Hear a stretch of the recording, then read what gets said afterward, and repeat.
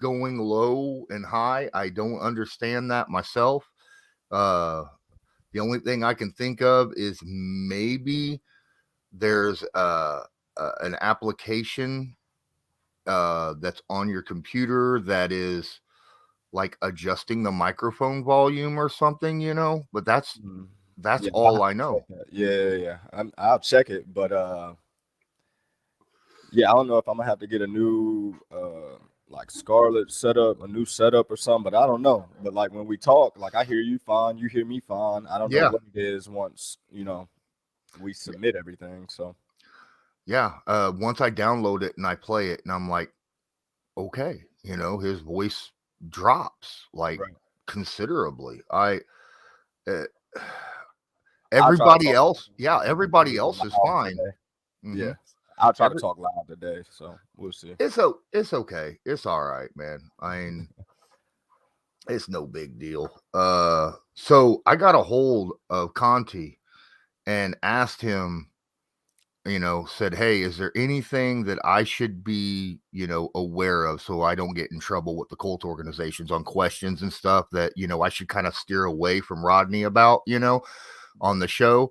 And then I got jumped. Apparently, the Colt organization had no clue that Rodney McLeod was uh, going to join.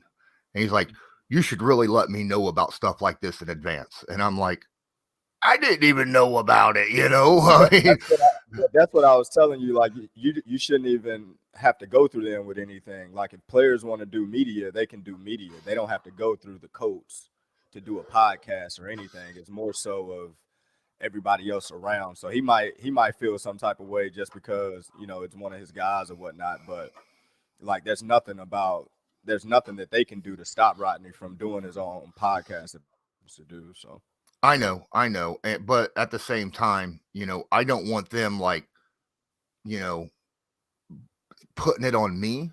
You know what I mean? Like I'm doing something wrong. I'm not. As yeah, far as you I know, know, I'm not doing it ain't anything like wrong here. it ain't like you reached out to Rodney. So Yeah, exactly. And I told him that I was like, look, that he reached out to us, and we're not going to turn him down. right. And he says, well, from here on out, if your podcast ever needs to get a player or something, you come through us first. And I'm like, well, Nah, I that ain't how it I'll. works. Yeah, that's not how it works. But I get what he's saying, but it works though. I know Matt is very protective of his Yeah, guys. he's just being You know, protective of his guys at the yeah, end of the day, I doing his job. But at the end of the day, these are grown men. That's not how it works. So I mean, I especially understand rookies because, rookies may not know what they should and should not say.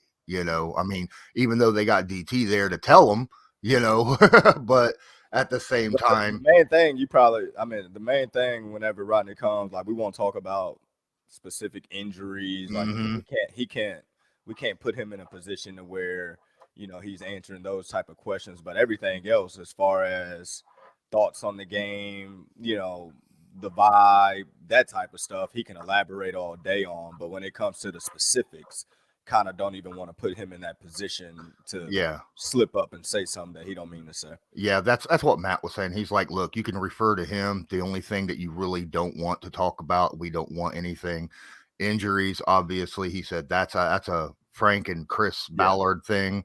We want them to be able to talk about that, and obviously game planning stuff, things Right. like that.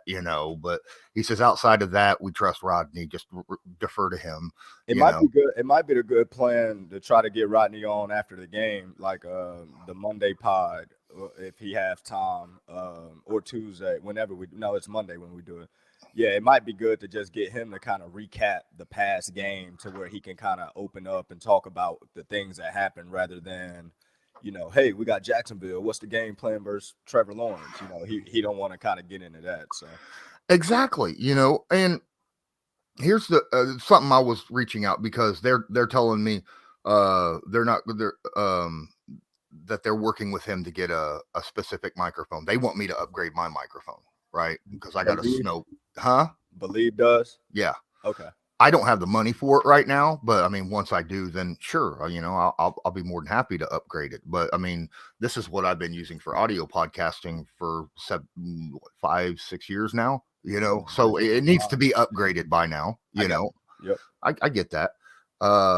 It still sounds good. It's just the further away I get, you can tell. Like drastically. He has now. I've emailed Rodney because I got his email now when he got linked with the whole "Welcome to Bleav" thing, but he hasn't contacted me back. I get that he's busy, but other than that, I have no way of reaching out to him and saying, "Hey, I personally, I'd love to have him on Monday, whether he's got the microphone or not. If he could get if he wants to use his, phone. Yeah, he can just go on his phone. Yeah, his phone would be perfectly okay. Just anything, as long as he's on, and I think that would be a huge boost to us. So I don't know if you have any ability to reach out to him. Do you? No, I don't got his number or anything. So other than social media, I can send him a DM or something like that. But maybe the guy that's been emailing, the manager or whoever's been emailing, just kind of let him know until he gets a mic. If he just wants to hop on like interview style on Mondays until he gets situated or set up, that'd be good too. For Mondays, him to hop on, we can kind of question him about the game as more interview style, and then he can go on about his week, and he just got almost similar, not saying on the same level, but similar to like Pat McAfee and Aaron Rodgers. He just hops on, he talks about the last week, what happened, all that type of stuff, and then we don't hear from him again until next Tuesday. So exactly. It can be something similar like that with Rodney until he get the podcast set up to where we'd be like, hey man, just get on your phone, we're gonna ask you about the game, and then you can keep it moving. Exactly. Yeah. I'm I was hoping that this would not be an issue, with him being on here. And after I told Matt that, the situation, hey, I told him, look, I'm sorry no one contacted you. At least I did and reached out and, asked. But I told him I personally will not reach out for any, guests and stuff like that, players and stuff without you guys. But, when it comes to Bleav and other people or, guys on my show, you or something, you can't hold that against me, know? Yeah, you have to do with that. So I'm with you on that. And then he replied and says that it's all good. No worries. All right. So I guess he understands now where I was at least coming from, because I'm not a former player. I am just literally just a blogger, podcaster, show host. I understand he could blacklist me and I'd be screwed, and I don't want that. That's my income. But I do appreciate everything that you do. I know that you've talked to a lot of, players, coaches, former friends of your current friends. I say former friends, but you know what I mean by that. About coming on. Have you heard anything from anybody yet? I know it's only week 1, but not yet. I was gonna let things get going a little bit once people get situated, but not yet. Okay, that's cool. I figured it probably hadn't, since it's only week 1, but yeah, I'll definitely let you know when they're ready though. Okay, that's cool. All right, let me see here.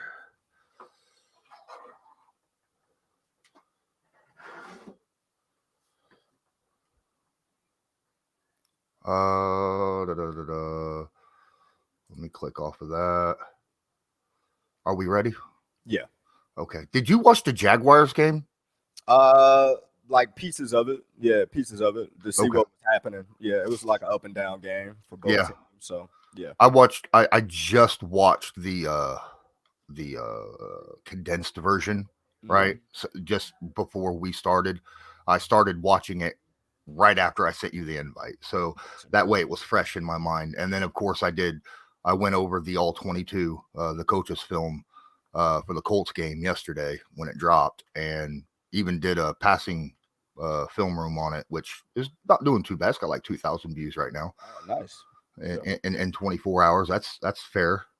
That's what I'm known for on my channel, right? Is going through the film and seeing, breaking down the film. Gotcha. yeah, a little bit.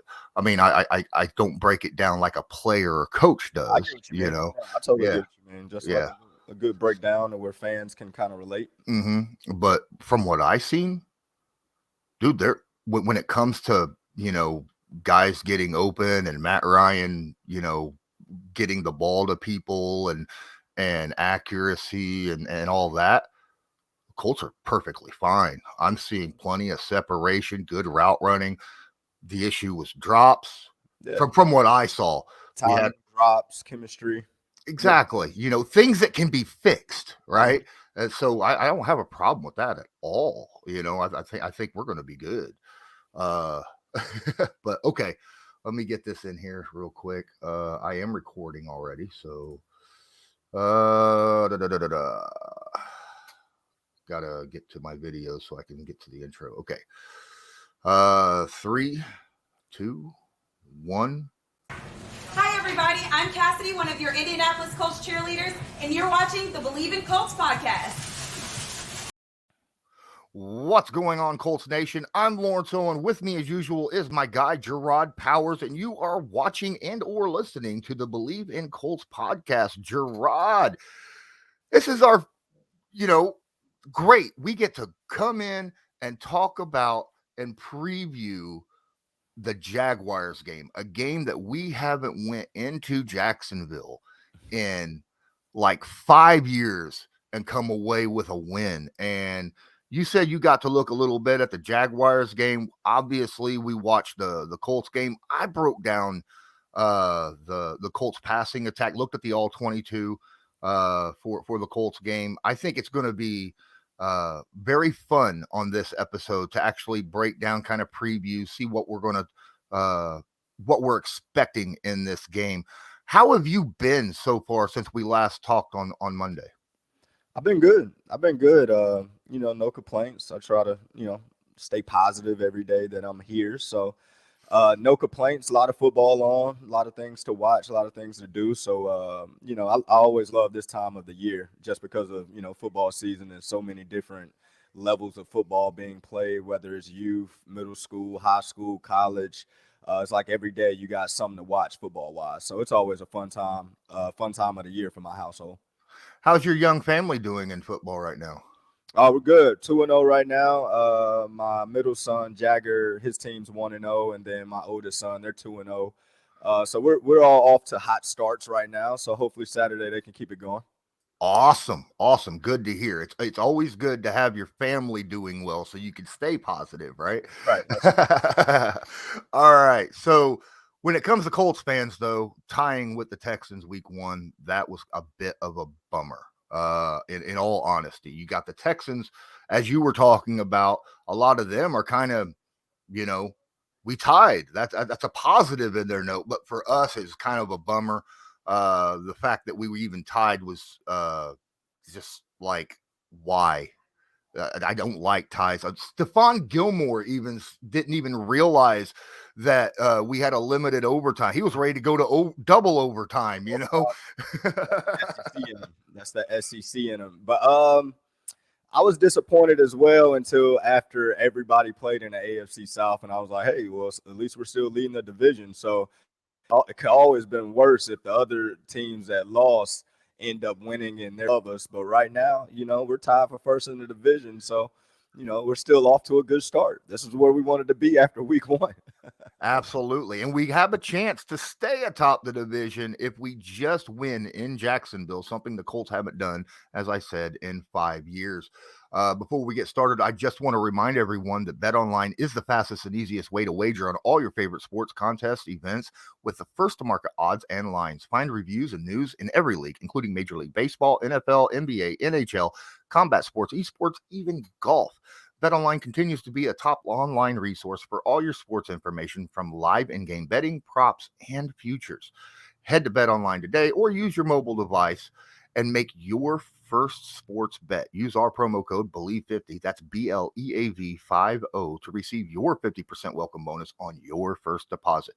BetOnline, where the game starts. So you got a little bit of a look at the Jacksonville Jaguars, and like I watched it, literally finished watching the game about 15 minutes before we started recording. So I got it all fresh in my mind. What did you think about the Jaguars that we're getting ready to face in that game that you saw? The game that I watched, the main thing that kind of stood out to me about Jacksonville is just they're young. They're just young all over the field. So they got some talent, man. They got some guys in some positions that can make some plays. Some guys that's very talented. And when you look at them play, you can kind of tell the more reps they get, the more game experience they get, that they're going to end up being a very, very good football team. When you watch them versus the Commanders, they had control of that game, at one point. It was an up and down game for both teams, but very competitive. You got the Commanders with one of the best fronts in football. And, so for Jacksonville to kind of handle that, a good defense going against them, and Trevor Lawrence, I think he ended up throwing for 270 or so. It wasn't his best game, but, he had the bad pick at the end of the game, but whatnot. But when you see the guys and the weapons that they have, Christian Kirk, Zay Jones, you got Travis, the running back that got hurt last year, one of their top ETN, he's coming back. James Robinson's back. And you look at their production, I want to say ETN had maybe 3-4 carries for like 50 yards. And then James Robinson, I think 10-11 carries for like 66-70 yards or something like that. So the average per carry is there. They got Christian Kirk going for over 100 yards first game. Zay Jones, I think both of those guys had over 20-some targets versus the Commanders. So it shows you that they got some playmakers. So I think it's definitely going to be a tough challenge. Every time we go to Jacksonville, obviously, you said it. I don't know what the spell is or what the hell is wrong with us going to Jacksonville and can't come out with a win. But I expect another tough game, man. It's going to be a tough game. Obviously, we didn't like how we ended last season, so maybe we're going down there with a little chip on our shoulder or some revengeance type energy. But I think it's going to be a tough game. Yeah, when you talk about the way the season ended last year, a lot of the major players on our team wasn't on our team, like our quarterback, pass rusher, one of our outside corners, guys like that weren't on the team. Now, one of those guys obviously, knows a little bit about the Jaguars, maybe not the previous team, but he might have the current team, but he might have a little something to say in this game, and that's Yannick Ngakoue. He obviously, there was a bad situation, bad taste in a lot of people's mouths in the way that relationship ended between Jacksonville and the former player for them. But I honestly, man, I looked at this game and I watched the Jaguars, and there's a couple things that I took away from this game on both sides. You talked about the running backs, right? Robinson and Etienne. My thoughts when I watched them play that game was our linebackers, corners, safeties, they butter tackle well. Oh my goodness, these boys are shifty. If you miss a tackle, they will make your defense pay. They will make you pay quickly. Very explosive too. Very explosive guys. Yes, very, very so. And they're not afraid to use them in the passing game and just dump offs or screen plays or so. So there's always got to be someone there. Hoping Darius Shaquille Leonard will play. We'll see. He's obviously apparently he was full participant yesterday, and if he is able to play, that will be a big boost. Another thing that I noticed, which is a positive for us, if we can get some pressure on the guy, Trevor Lawrence, when he's under pressure and he feels a little bit, shaky when it comes to throwing the football, his accuracy drops dramatically. There were times when I noticed that he would get pressured or sacked or hit, and the very next play, his pass, whoever he's throwing it to, just is way off target.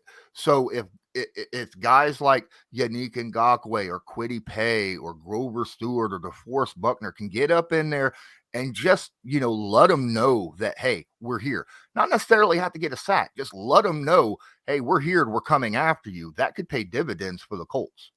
Definitely. And like you said, Kwity Paye, I mean, he's off to a hot start. I'm hoping that he can continue to build because we all know what DeForest is going to do for us. I mean, every game plan is going to be to stop DeForest, so we can't expect him to make, all the splash plays, but the other guys that's their one-on-one opportunity within the game, we expect them to win. And Kwity Paye is one of those guys that's benefiting right now from just having one-on-one situations and coming up with some big plays. So hopefully we can get some more pressure. And you're right. I want to say last game, the Commanders was able to hit Trevor 10 plus times, 13, 14 times with a few sacks. So hopefully we can continue that because if it's Trevor, if it's Matt Ryan, if it's damn Tom Brady, nobody likes pressure on them. Nobody likes getting hit. So, maybe that'll be the key to us getting a victory down in Jacksonville is just putting pressure on Trevor. Absolutely. Now, they did go out to Jacksonville, tried to kind of beef up their offensive line for Trevor and that run game. They got who I think is probably the second best guard in the NFL. And no, it's not Zach Martin. Brandon Sheriff is a stud still today. I mean, especially in the run game. He is a people mover. So, and being that he's sitting over there at the right guard position, that's where Grove stands, and that's a thing where Grove had a really good game last week. Well, I would really hope to see him have another game like that this week against Brandon Sheriff, because if he's able to do that, that is him and DeForest will dictate how well Unique and Kwity are able to do on the ends, I think. I agree. No, I totally agree. How those two guys play and how those two guys perform week in, week out is going to determine if the outside guys is going to be able to have one-on-one opportunities and win their matchups. So I totally agree. And then, coming off of last week, we didn't look the sharpest. We didn't look the greatest. Just kind of looked okay on defense. So you expect everything to kind of look even sharper coming in this week. So even though we did get some pressure last week, couple sacks and all that, those two sacks kind of came late in the game. I expect pressure and sacks early on in the game, first quarter, second quarter, and not necessarily just in the fourth quarter. So from start to finish, hopefully we can get some pressure on those guys, and then our secondary guys will be able to eat, because if we're getting pressure, that means the ball coming out quick, and everybody knows when the ball comes out quick, Kenny Moore is at his best. Stephon Gilmore is at his best. All those guys are at their best when the ball have to come out quick. So. Absolutely. Earlier this week, Gus Bradley, the defensive coordinator for the Colts, talked about, moving people in and out. They were focusing on the defensive line because, our guys had like 80% snap percentages. He wants to get that a little bit lower just to keep them fresh. And I completely understand that. But something that really was bothering people when it comes to fans and analysts was guys like Isaiah Rodgers had no snaps on the defense. Rodney McLeod had 2 snaps on defense. Mm-hmm. So that tells you right now that your defensive backs ain't getting a lot of rotation as well. Do you think that defensive backs need that kind of rotation, being that they're running a lot? Yeah, but remember we talked about this a couple pods ago, as far as when it comes to the secondary, like you train all year to run. Like you like when they rank you from best to worst when it comes to your 53-man roster, and when I say best to worst, let's just say best to best. Best to worst kind of sounds like, oh, you suck, you shouldn't be in the game. You made the 53-man roster. You're one of the best in the world. So from best to best, you want your best guys out there at all time. It don't matter who's your backup. If he didn't beat out those other guys, it's a reason why that he didn't at the end of the day. And that's not necessarily a bad thing, or not necessarily meaning that Rodney and Isaiah is not going to play in the future. But I'm sure Gus is going to have certain packages. It's going to be certain matchups versus other teams to where it's going to be like, oh, yeah, we got to bring this guy out, bring this guy in for matchup purposes. It's just when we're playing the Texans at the moment, it wasn't no other need for secondary guys to get in off of the scheme and the things that they were doing. So once you start getting into the weeks to where we're playing, the 4 wide receiver set teams, the 5 wide receiver set teams, the tight ends that's more so wide receivers than actual tight ends, you'll see more DBs start to get into rotation just off of matchup purposes. So when it comes to the D-line subbing in and out, we talked about it. you're 300 pounds. We can't have you going 87 snaps. We can't have you going, 90% of the snaps. So we got to build our depth so those guys can stay fresh, because everybody knows in the fourth quarter, you want those guys in the trenches to be fresh as possible, because that's when stuff happens. Example, Jonathan Taylor kind of starts slow, then all of a sudden, second quarter, big run, third quarter, big run, fourth quarter, every run is 5, 6, 7 yards. That's not because the Texans changed their scheme. No, it's because it's wearing guys, late in the game. So he's right in trying to get the big guys a better rotation. But secondary guys, you should be in the best shape of your life. You should be able to run all day. If you get tired, it's okay for you to look to the sideline, get a blow for a play or two, but a coach is not necessarily trying to save you from that, if that makes sense, when it comes to the secondary. Oh yeah, I get it. I understand completely. I mean, you're out there, you're running all the time. So, you're doing it during practice, you're doing it after practice, right? Every day. You're every day. So when it comes to the offense, the Indianapolis Colts right now lead the NFL in total yardage, 517 yards from scrimmage. And everybody's mad. And everybody is upset about it, right? And we do that with all the mistakes that we had on offense at that, right? Yeah, we could have had a lot more. Yep. What are your thoughts about the offense heading into this game? I think, what did you ask me last pod on the scale? I forget what your scale was. Yeah, the worrisome. Worry, and I said like 3. Now, if we look how we look versus Houston versus Jacksonville, it might go to 5, 6. I'll get a little bit more worried.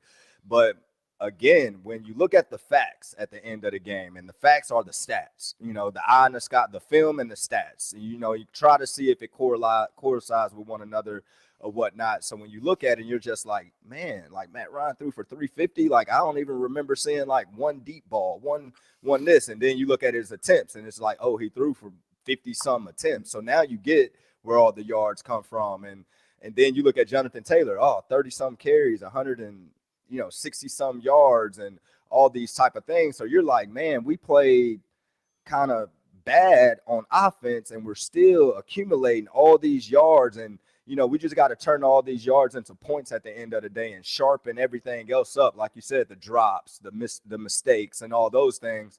And you're going to see a high-powered offense. You're going to see an offense that can score 28, 35 on every single week just off of the weapons that we have and the system that we're in. Matt's going to hit the right guy. So if you're open, you're going to get the ball. He's not one of them type quarterbacks that's just going to force feed one or two guys. It's a system type deal. So whoever's open is going to get the ball. So I expect that chemistry and everything else to continue to develop and get better as the weeks go on. Matt Ryan had 5 pass plays of 20 plus or more yards. Now, the problem with that stat is his longest pass play of the game is 28. Is that a worry, and should that change for this week? No, not necessarily a worry. You watch the film and you look how the Texans was defending the deeper routes and things like that. You take what you get. You take what they're giving you at the end of the day. When the deep shot's there, everybody know Matt Ryan loves the deep ball at the end of the day. So when the deep shot's there, I expect him to take it. But it wouldn't surprise me this week in Jacksonville, we see some, design pass plays to kind of get the ball downfield a little bit more. But I'm not worried about it just because we know Matt Ryan's going to throw the ball downfield anyway. All right. You mentioned it, 31 attempts for Jonathan Taylor. Is that too many? For early on, no. Like, oh, buddy, we've been protecting you all offseason. We ain't let a soul touch you. Like, nah, these first couple of weeks, you got to get it. Like, you got to get all of it. And if it means we're undefeated, after the first 3-4 games, that mean it was worth it at the end of the day. Obviously, you don't want to see Jonathan Taylor banged up, or you don't want to see him, as the season go on, get wore down. But hey, everybody feels the best that they're gonna feel this season right now.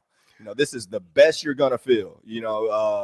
So right now you got to do what you got to do to win. You want to start off fast. I think you look at the statistics, and I remember when we played, coaches used to always give us statistics. Like, hey, if you start 1-2, if you start 1-3, these are the percentages of you making the playoffs. These are the percentages of you winning the division and things like that. So the first 4 games of the season is very important as far as just getting your team off and a good start, to start the season. So Jonathan Taylor, if we got to give it to you 40 times versus Jacksonville, he's ready to do it. Do it at the end of the day. He trains for this. Like, he wants the ball. He trains for 50 carries. Like, if he was at Stanford, he would be doing it. Won't nobody be saying nothing. I think it was Wisconsin he played Wisconsin, for. that's what I meant. Yeah. Red, white, red. Yeah, gotcha. Well, we have a few Stanford guys from the Colts that have been known. So and I think Luck was on my mind a little bit after I saw his interview on the sideline the other day. Class act guy. So he was on my mind. Absolutely. It's all good, man. We forgive you. So injury report comes out. Michael Pittman Jr. nursing a hamstring. And of course, Alec Peirce in concussion protocol. Those are 2 massive hits right now for our wide receiving core. Who needs to step up in this game and fill those voids if these 2 guys can't go? I'm hoping Pittman's injury is I'm hoping since it kind of popped up, maybe he was just sore. Because if it was something that happened in the game, I think we would have saw the hamstring, oh man, he pulled his hamstring, he came, we would have saw something. So for it to pop up, it might just be a minor to that's what I'm hoping anyway. But if Alec, the situation with Alec, that kind of shocked me, man, to have concussion symptoms after the game and all that kind of worried me a little bit. So I hope he's okay. But if he's not able to go, man, 17, ever since he came back off his injury this offseason, it's, for me anyway, I've always thought that he could help the room out tremendously. If he can just stay healthy, he's another big body. The guy can run, he can catch and do all that. So if Alec is out, you would expect he would be the guy that's up on that outside position, and his opportunities is about to showcase this weekend, and hopefully he can take advantage of it, because we need some guys to kind of step up and help Pittman out and help Matt Ryan out. Absolutely. I think Mike Strawn should absolutely step in and do that, especially with his size. The fact that he got a couple targets, a big play down the middle of the field late in the game. I think that that's someone I'd love to see. Now, with Matt Ryan being here, and we did have a few drops, we did have a few security issues, where Duval had the ball ripped out of his hands at the back of the end zone. Does that, you think, play a little bit into this? Does that lower Matt Ryan's confidence and lower targets that they might get from him? I wouldn't say that after the first game, but I also said that we wouldn't go cut the kicker after the first game either. So who knows what Matt Ryan is thinking? But traditionally, these other guys are in the NFL too. They're blessed with talents as well. So some plays you can kind of, hey, that guy just made a good play. I don't think it's more so of Matt Ryan just losing confidence in 16 or whatnot. But I do think he's more of a slot guy kind of anyway. So that fits his mode. So I don't think his reps are changed or his opportunities are changed. But with Alec being, the opposite side, bigger guy, I figured 17 Strong can kind of move over and fill that role a little bit better if Alec's not able to go. But I don't think Matt's lost any confidence in his guys. I'm pretty sure right now he's throwing a pass and they're talking about some. I'm talking as we speak. He's getting these boys ready to play. So I think the offense is going to open up a little bit more this week, far as within the passing game. So I think a lot of guys will kind of get their opportunities to show what they can do and in their roles for the season. Couple guys on the defensive front for the Jacksonville Jaguars had pretty big games against the Washington Commanders. Josh Allen, who I have been singing praises about since he's came into the league, the pass rusher for them. And then, of course, the number 1 overall pick, Trayvon Walker, also had a heck. I think he's the first guy since TJ Watt that had a sack and an interception in his opening game, right? Yeah. So he looked good. How important is it going to be for Matt Ryan and the Colts offensive line to always keep an eye on both those guys? I mean, you got to. I mean, it's going to be very important. And again, Matt Ryan, he's going to get the ball out quick. He's one of those guys that, he can sense pressure. He can get rid of it. He can make the right checks, right reads, and all those things. But as far as our O-line, I think we had 10 quarterback hits last week, 11 quarterback hits with a couple sacks as well. So I think it's a lot of things we need to clean up in the O-line front, to get ready for these guys. I mean, these guys are young with a lot of energy, and they're trying to prove a point. And so far in these guys' career, they've owned the Colts when it came to them coming to Jacksonville. So their thought process might be a little different compared to other teams that play the Colts that, we get all this respect from. They might be looking at it like, no, we're better than this team. Like, we've always beaten this team. So their mindsets is, that young. I just want to play on Sunday. I don't care if I'm hurt. They got this young team that kind of just figuring it out as they go. So it kind of worries me a little bit. So hopefully that our O-line, can shore up some things from last week, because, I mean, Jacksonville definitely got a talented defense and is for sure talented D-line. Besides the two names that I gave off on the defense, is there another guy over there that you look at and go, that guy might be a problem for our offense? Nah, for me, it's the defensive coordinator that they hired, Mike Caldwell. He coached me in Arizona. He was the linebackers coach. He come from under Todd Bowles' system with the Jets, and then going over to Tampa.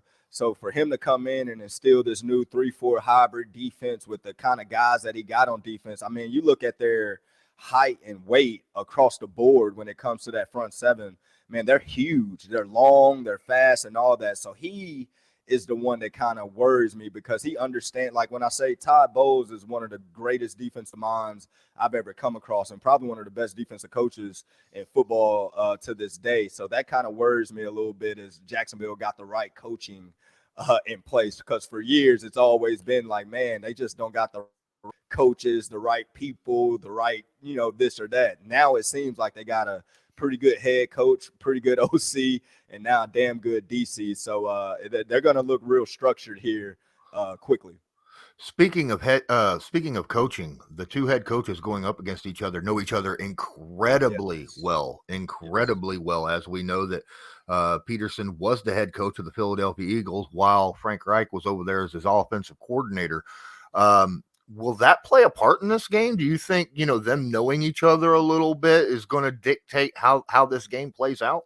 It's a little chess in that, it's a little chess moves, and, oh, I know what Frank is thinking, or, oh, I know what Doug is thinking in this moment or that moment. So that's what makes the matchup kind of fun, because these guys can kind of go at it from their brains, I guess. But at that same token, all these coaches know each other. I mean, these guys spend a lot of time together in the offseason. They've been on a lot of different staffs together, from coming up from GAs to just working their way up. So a bunch of these coaches are familiar with one another. But like you said, Doug and Frank probably got a closer relationship than most coaches. So it'll be kind of fun to see that matchup. I definitely think that plays a part in Sunday's game as well, just knowing how each other think. Awesome. So I'm going to put you on the spot here. This is always a fun part of this podcast, and you're welcome to put me on the spot at any time you want as well. Frank Reich, there's a lot of people who consider him a top 10 quarterback or top 10 coach in the NFL, and then there's a lot of people that consider, hey, we need to get rid of Frank Reich because he's an awful play caller and blah blah blah. Now, I'm just curious, where would you rank Frank Reich in the hierarchy of head coaches in the NFL right now? Honestly, I would probably put him right in the middle of the pack. And the reason why I say middle of the pack is when we're talking top 10 head coaches, you've done something as a head coach. And I don't mean as an assistant. I don't mean as a intern or anything like that. Like, no, you've been a head coach. You've won Super Bowls. You've gotten to the playoffs, like whatever the case may be. So it'll be hard for me to put him top 10-ish when there's so many head coaches that have accomplished so much with being a head coach. But do I think he's a damn good coach just like those other guys? Yes, I do. But just don't think he has the resume to be in that top 10 discussion. That's just my opinion. All right. Well, this is that year. He has the opportunity right now. We are undefeated That's about the only thing good I could say about week 1. But you know what's cool about Coach Wright is when I was in Indy, he was the quarterback coach. Mm-hmm. And how he is now as a head coach is exactly how he was as an assistant. Kind of mild-mannered, not really a yeller, but you know when he's serious. You know when he's getting this point across. He's going to dot every I, cross every T. He's going to over-prepare. You know, he was the exact same way as a quarterback coach, seeing him in the rooms with Peyton, seeing him giving the defense, you know, certain advice, certain tips on when quarterbacks do certain things. So me knowing Frank, you know, from my time when I was in Indy and he was just a quarterback coach, and I remember I was kind of happy to meet him just off. I was like, hey, man, I was watching NFL films, and you're the backup quarterback that was for the Bills that had the comeback game. That's how my conversation, our relationship started when we met Coach Wright. I brought that up. So to see him now, it's kind of cool to see that, you know, he hasn't changed, you know, who he is as a person and who he is as a coach. You know, he just took it to a whole nother level. Yeah, last night I was doing a Patreon stream and we was just hanging out, you know, talking to guys and fans, followers, stuff like that. And a lot of people say that, you know, Frank Reich is a player's coach. He's the Mr. Nice guy. He never gets angry with anyone. He's not like Coach JB, right? But from Last Chance U. Look, my only defense was was, well, we know what he's like during game day. We know what he's like, you know, during interviews. None of us has been in the locker room with the dude. What is he like, you know, to players? Is he a guy that is nice to players and just puts everything on himself, or what? See, I hate when fans say like, oh, he's a nice guy, he don't do this or he don't do this. He's a player's coach. I mean, he's a former player. So obviously he understands everything that the players are going through. I'm talking everything. So that makes him a player's coach. And that don't mean, and it's other coaches that might be, I guess that might express themselves even more, like far as being the yeller or the loud talker, but they're a player, they're a former player. So they're player coaches as well. But what gets me, what people have a knock on Coach Reich about his personality, because it's so mild to us, is you know, nobody was saying that about Tony Dungy. Nobody was saying it about Coach Caldwell. You know, and those guys had a bunch of success in the league. And, you know, these assistant Coach Reich, all these guys, they come from under that tree. You know, they come from under working for Tony Dungy, working for Jim Caldwell, to where even though their approach was a little different, it still got the job done at the end of the day. So I don't necessarily think it's fair to Coach Wright that people give him a hard time about, oh, he's nice to guys. Like, just because he's mild-mannered don't mean he's nice to everyone, you know, and we're talking, this is a business. You know, nobody's expecting to be treated nicely anyway. You have a job to do. You get graded off your job. You get, you know, all those type of things. It comes to if you're doing your job or not at the end of the day. He can be nice to you all you want and cut you at the end of the day if you're not doing your job. You know, this is how these guys feed their families. I know it's a game to us as a fan. I know that, you know, we kind of take it from granted, but these guys, this is how they feed their family, from the owner to GM to coaches to players to the cooks to everybody in that building. They're doing this for a living. So it's I don't want to say it's disrespectful, but I think us as fans have to give them a little bit more respect in their approach. They're doing everything that they can possible to win on Sunday. You know, whether you agree with it or not, they're, in their eyes, they're doing what's best for the organization and best for the team. And if we can kind of get behind that in a sense, and I ain't saying you have to agree with everything, but just get behind the fact that I know these coaches are trying to make the best decision that they can to win a game. I think it'll help us as fans on game day to kind of understand certain decisions being made in certain situations when it comes to, you know, the guys going out there and performing well. That's a great inside answer. And here's the thing. You said, you know, you could still be cut at the end of the day. He's still going to do his job. Yeah, go tell Blankenship how nice of a guy Frank Reich is.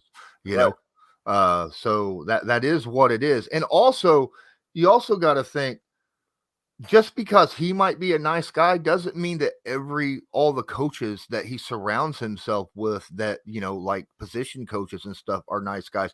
Look, Tony Dungy was as you said, was a very nice guy, but we all know there was a bunch of, position coaches on there that for that Colts team with Tony Dungy that weren't exactly over there, constantly I don't know, cheerleading their guys. Yeah, I get exactly what you're saying. Yeah. So so Coach Reich's position, he's not gonna change who he is as a person or who he is as a coach just because now I'm a head coach. I'm supposed to act a certain way. Like, no, you got the job off of who you've been this entire time. So there's no need to change. And I think we're gonna see success with it. We know this formula works. It's just a matter of us putting this thing together and making sure them boys go out there on Sunday and performing like they should perform. But we got the players. I don't know if fans thinking that if we had a mean coach, we'll be playing better. Then we'll probably have some players that's hating to be a part of the team and all these other things. So it's a yin and a yang at the end of the day. Some people gonna like it and some people gonna love it. Some people gonna hate it. I'm sorry. Yeah. I utterly agree with you. And you know what? No style of coaching is perfect for every player, right? Exactly. Being a Mr. Nice Guy might be perfect for player A, player B, but you might need that tough love coaching, which is the best way I can put it, right. For, player C, player D. Just curious, what style of coach best affected you? Not to boast or brag, but I kind of could adapt to anybody. I didn't like the a-hole coaches that used to be a-holes for just no reason. Like, soon as you walk in the door, they're just being an a-hole. I used to hate those type of coaches, but I respected it if you was an a-hole every day. So if you came to work every day and you was an a-hole, I know how to act. I know how to, adjust accordingly. But if you come in and you're an a-hole one day, then the next day you're all giddy happy, and then the next day you're an a-hole again. It used to just, from the mental aspect, it used to just throw me off a little bit because I didn't know what to expect going into work. But for me personally, best coach I had, Todd Bowles, as far as in the NFL defensively, and he never raised his voice one time. Literally not one time. He never got out of character to where he was pissed off enough to where you were going to get a vein poking out his neck from him yelling. He was a soft-spoken guy that knew how to get his point across. Like, we knew when he was pissed off.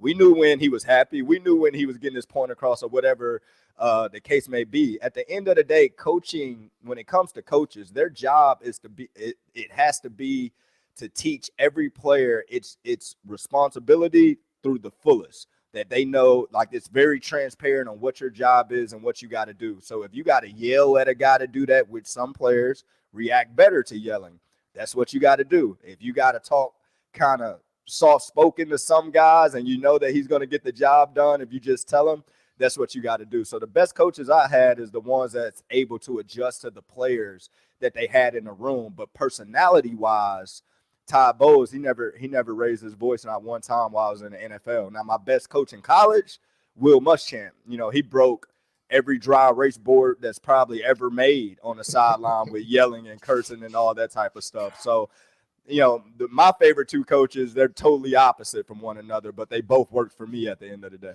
I can just see that Patriots meme of the with the iPad just blah. Exactly. Oh man. Well, I think we're come to the getting near the end of this one. Let's go ahead and do some predictions for the game. What do you expect the outcome for this Sunday's Jacksonville hosting Indianapolis Colts going to be?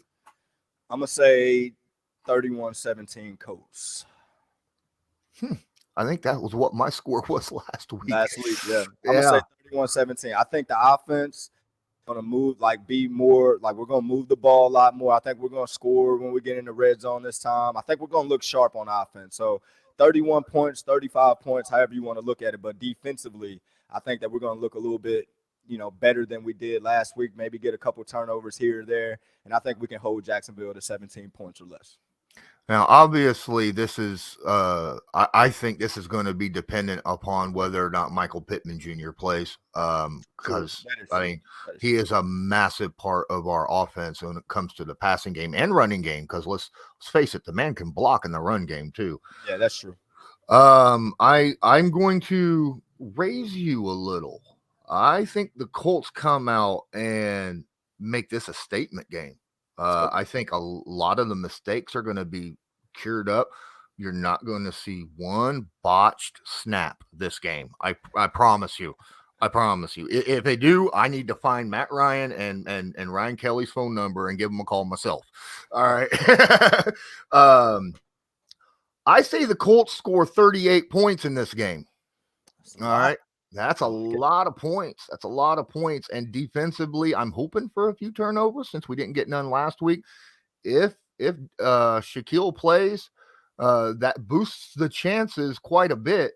I'm looking. I like where you're sitting at the 17. I think the 17 is a fair number for the Jacksonville Jaguars. So I got 38-17. Cool. I like it. All right, man. Normally I don't call out massive blowouts like that. That's a 21-point blowout, but we need that as fans. In all honesty, I think that would be good for the Colts as a team as well, just to get last week behind them and get a solid win to move on, especially against week 3. Obviously, we want 1-0 this week. They're not looking forward to Kansas City, but I mean, come on, guys. A lot of us are. Hands off for sure, but the Colts, there's no way they're looking past Jacksonville after what Jacksonville done to them. So no way. All right. Thanks so much. Any final words before we get out of here, Jerraud? Nah, that's it, my man. All right. Well, that will be it for this episode of Bleav in Colts, brought to you by Bet Online. I'm Lawrence Owen. That's Jerraud Powers. And as usual, go Colts. Do you Bleav?